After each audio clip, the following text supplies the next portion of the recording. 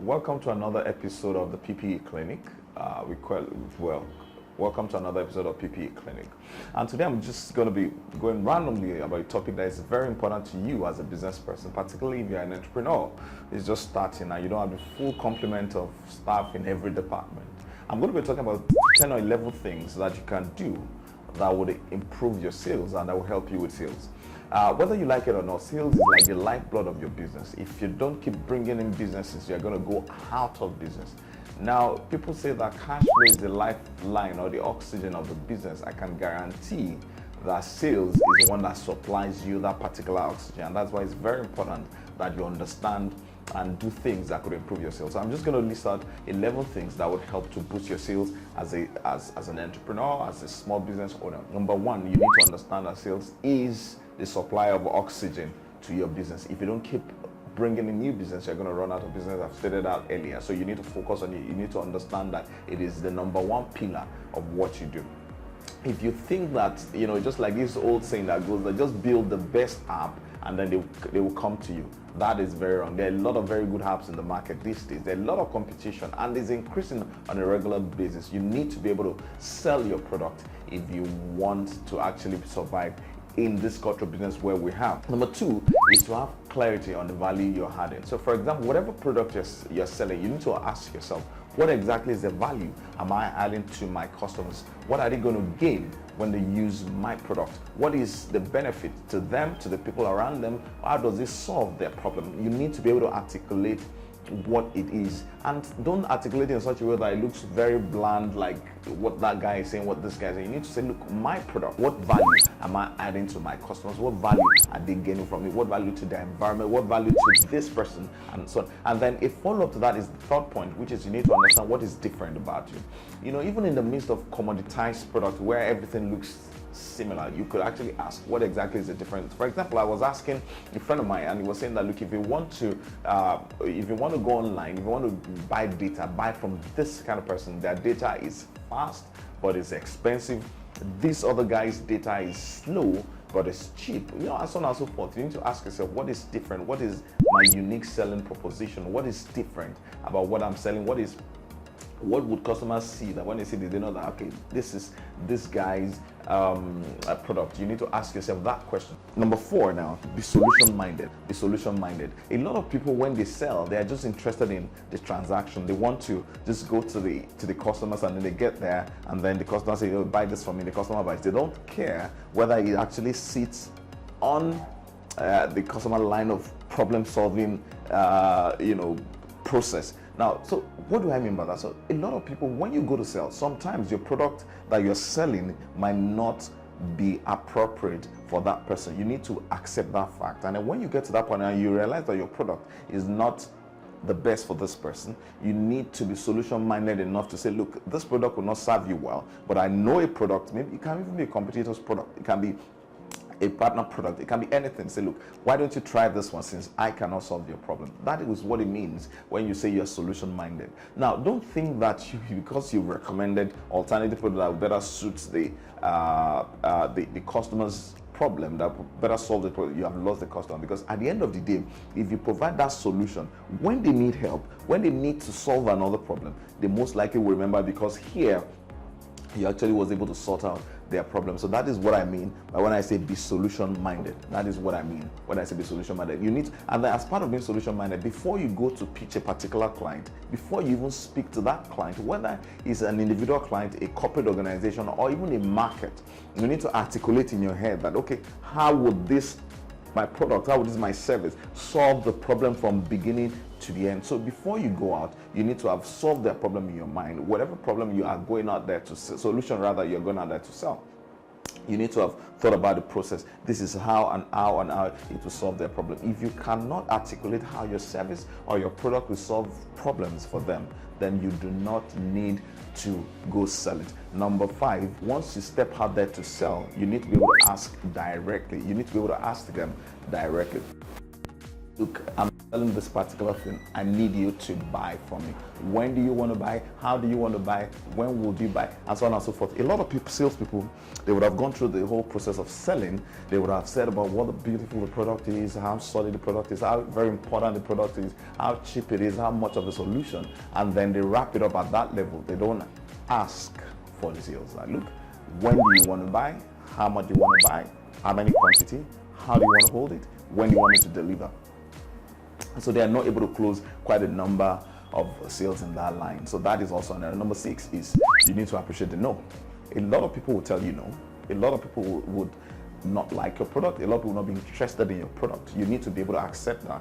And you need to understand that when people say no to your product, it does not necessarily mean that they are saying no to you. It does not necessarily mean that you are not enough. It does not necessarily mean that there's a deficiency in your person, that you have a problem. It means that your product or service might not be appropriate for them at that particular time. So, hey, it's not about you. So don't take yourself too seriously. So that's number 6 point you need to learn. No does not mean a no to you as a person. It means a no to your product at that instance. So you need to be able to understand that component. Number 7, you need to be courteous. Whatever it is, courtesy actually goes along. I've seen salespeople, I've seen even entrepreneurs, business owners who are so very horrible when people decide not to buy the product. They cut the phone and that instance, or they shorten the conversation. They just go nasty on you when you say, look, I'm not going to buy your product now. Courtesy is the number 1 currency when it comes to sales, because sales is a very small world. You keep meeting the same customer. You keep crossing paths. So courtesy is very, even if the customer is not buying, you need to thank them, you need to appreciate them, and particularly for those customers who are able to give you feedbacks you may not necessarily like all the time. You need to actually show that kind of level of courtesy, because it's very important as part of the next step that I'm gonna say, and that is number 8 here, which is about building a relationship. Sales in itself is about building a relationship. People don't buy from you if they don't know you. People buy from you because they know you. People buy from, in fact, there's a saying that people who buy products buy the person. So for example, if you're buying Toyota, for example, you are buying the brand Toyota, you are buying the reliability, you are buying the name, you're buying the thought in your head that this product is solid, this product will not give me accident, the wheel will not remove.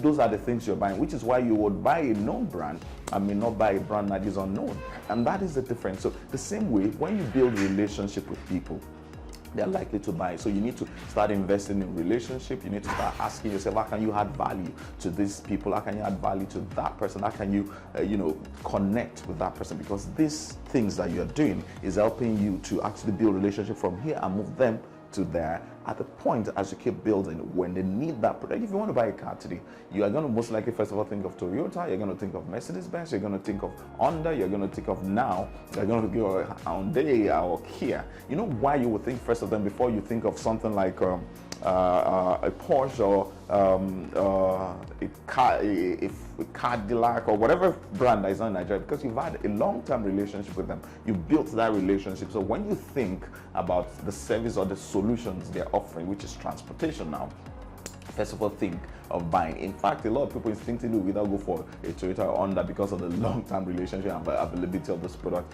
You think their quality because you've related to them on that level. The same way with you. You need to invest heavily in your relationship, because at the end of the day, when people start to buy or when people want to buy, they think of people they know first before they think of you if they don't know you.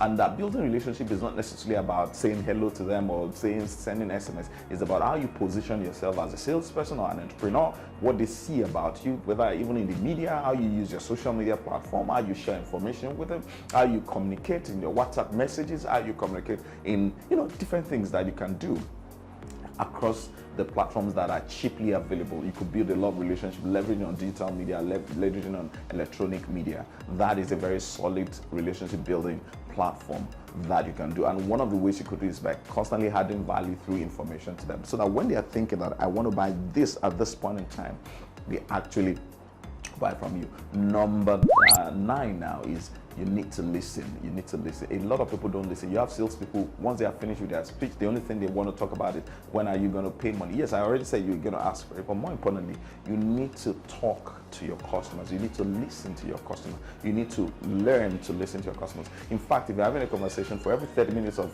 talk that your customer does, maybe you should do 3 to 5 minutes. Engage with them. Understand what their fears are. Understand what the problem is. Understand what their challenges. Understand what they're looking at in terms of price.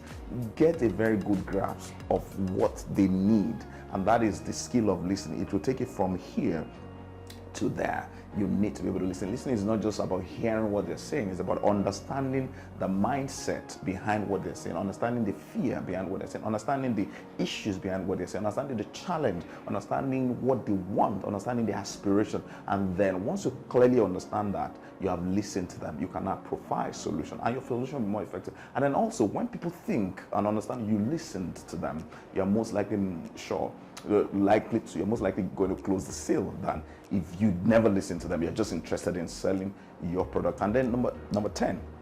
So once you understand what you want, you understand the value of your product, you've communicated that value, you build some software rapport with them, is to actually go deliver on the service that they've paid you for, because it is very important. It's a part of sale. Repeat sale, which is the last one. Once you deliver, then ask them for a referral. You must always put that, because at the end of the day, it's your customers that actually would help you expand your sales funnel.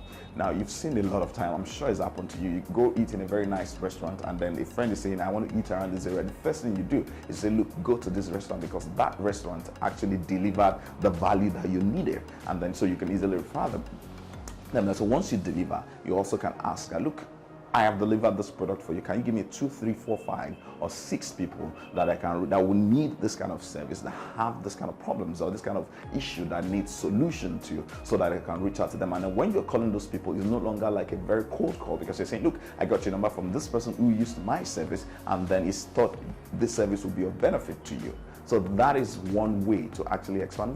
We've talked about 11 ways you can actually improve your sales. I'm not saying this is not a sales class, by the way. These are just tips that I think that if you can implement, if you can add to a retinue of weapon in quote, it will go a long way to helping us. I hope this has been of value to you. Until I see you at the clinic next time, my name is Olufemi Sheyi. Have a wonderful and have a blast, like people always say. Thank you.